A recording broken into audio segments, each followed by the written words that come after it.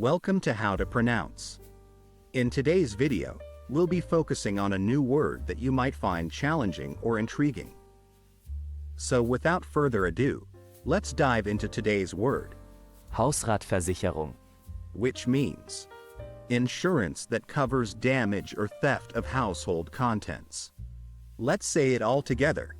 Hausratversicherung. One more time.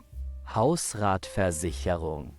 Now let's split the word into syllables and then pronounce each syllable one by one.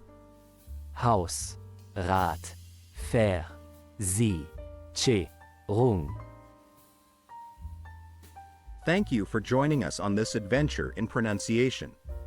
Remember, language is a journey, not a destination. Keep exploring, experimenting, and expanding your linguistic horizons. We'll see you next time.